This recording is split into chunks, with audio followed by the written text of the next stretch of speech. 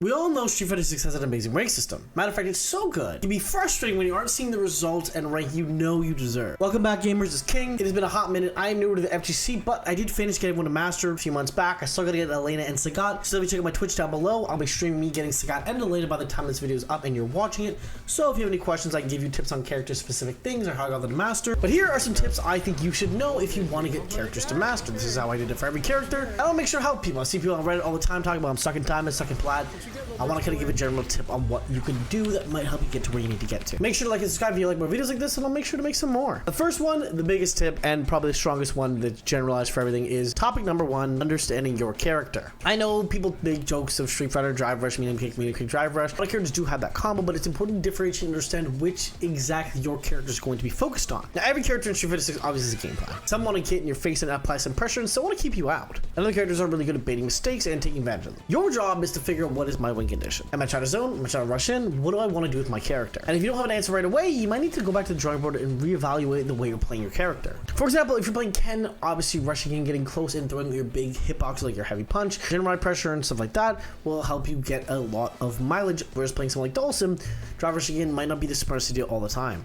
And that also is matchup dependent. If you're playing Dawson against a JP, approach a little bit more. JP versus Guile. Guile actually needs to approach. Can't hold charge back the whole time. He's going to lose slowly. So make sure you have a general idea of how every character in the game works and what your character can do to beat them. You don't need to know exact matchup specific things, as most people at ELOs below Master aren't going to be doing insane things that you don't know how to deal with. What I strongly recommend is heading in the training room and finding your move list. You might want to watch some higher level players of your character. It's really easy. You can look at high level replays and or trim results of the character. I understand some characters are going to be a little bit more niche than others. Once you see what the top players do with your character, you can kind of take a little bit of that and implement it into your gameplay. You want to enter every single match you can with very clear intent of what you want to accomplish. Even if it isn't necessarily to win, you want to be improving your gameplay every single time. Lose to learn and learn to improve. Number two is playing neutral. The basic baby version of it is neutral is the place where neither of you is at an advantage or at a disadvantage. Playing neutral isn't just throwing buttons randomly, you're trying to bait spacing traps and kind of get a feel for your opponent. Now admittedly at lower ranks it doesn't really look like neutral even exists. A lot of times we're going to be dying, jumping, do whatever they can to get in and kind of skipping neutral.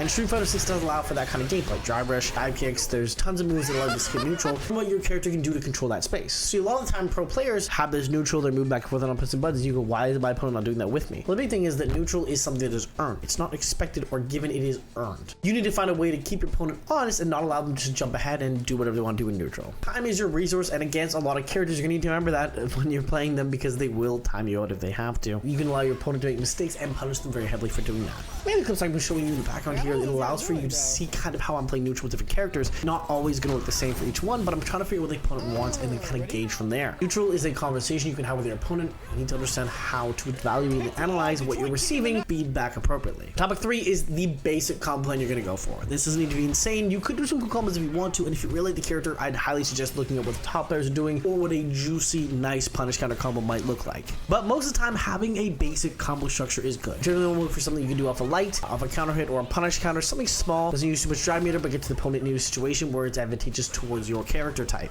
Remember, you're not going for the most stylish combo, you need something reliable you're going to hit consistently. You don't want to be dropping LP or losing points because you go for something too fancy. You don't want your gameplay to write checks that your hands cannot cash. And if you get a really nice drive impact, what will you do to get them in a corner or try to finish them off a level 3? I like to find a combo into 1, 2, and 3 for my level supers, as well as some basic combo in neutral I'll be fishing for if I can. Trust me, the biggest thing is ranked is about stability, not swag. But you want to understand exactly what you're looking for at all times of the game. Fourth topic is reviewing your replays. It's the biggest thing, the part that sucks the most, I know. After you finish a game, whether it be Platinum, Diamond, Master, and this even goes to higher ranks too, the skill I want you to really pay attention to here is to watch your match back. See, Street Fighter had a really cool thing recently in the new patch where after you finish a game, you can immediately watch your replay. I want to remind you too, not to be back in my day, but I got Edwin a Master before they had the fun 10 win bonus before. I had to earn that. It took many hours, years off my life. I even started playing the game before, so I ran to some streamers that I actually stomped on. My bad, CJM Slimer, sorry. I did have to play all the way from bronze to masters at some points with very low wins after you get to diamond. So it was a struggle and a grind and just a slogfest every time. When looking at replays, figure out what you could have done better, or even try to replay takeover. Allow yourself to see what you could have done in certain situations and learn what your character character can do in disadvantage. And generally, once you get a lot of characters to master, you have a basic idea of what a character can do or can't do, feel kind of what you're missing. When you're watching these replays, make sure you ask yourself, did I lose neutral? Did I drop my combos? Did I ignore the drive gauge? What was I paying attention to? These things are very important, and when you get to a high level of thinking in fighting games, you'll analyze yourself less and focus more on the opponent. Notice patterns in the way you play, and once you have a very good understanding of what you're playing, you can pay less attention on what you're doing and more attention on the opponent. Fix your habits before you can control the other person's habits is a really, really golden rule I like to think about. And finally, the one that you're probably gonna hate the most is anti-airs, anti-airs,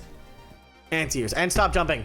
If your opponent can jump on you for free, they don't need to play neutral. They don't need to think, they don't do anything. They're just gonna jump in on you. The amount of times I play when I'm playing new character from Platinum, Diamond, wherever they are into Masters is if I can jump in. If I can jump in on you, I won't keep doing it. If I can cross cut, jump over you, and I see you doing a heavy punch and you miss it, or you were scared to DP with a character with ATP, I am going to be jumping in because I get a free pathway to your health bar. I can jab, grab, do whatever when I'm that close to you on block, and I know you're scared because you didn't DP. Find the one reliable button on your character. I cannot stress this enough. It doesn't have to be DP. If you're too scared to do DP or it's not consistent for you, crouching heavy punch or whatever your character has for a anti-air, use it and abuse it. Make sure this muscle memory, your anti-airs need to be crisp. If you cannot hold them down, you are going to lose a lot of matches. And on the flip side of that conversation, if you were jumping in too much, stop doing it. If they don't give you a reason to, keep going. Once they do though, make sure I'm jumping in too much. You're free damage for what? For what? Once your anti-airs become consistent, your opponent will have to have a lot more respect for you. You'll have to play neutral, which a lot of you want to do, and that's what Street Fighter the love really is. But thank you so much for watching. If you got to this point in the video, short video, just kind of analyzing some things and talking about what it's like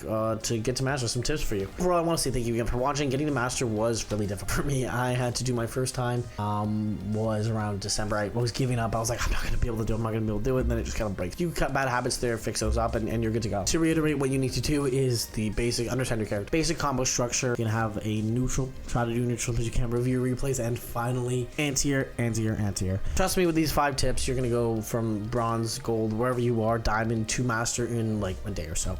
Just really refine what you want to do and make sure you understand. Remember, the biggest thing is your rank does not define you.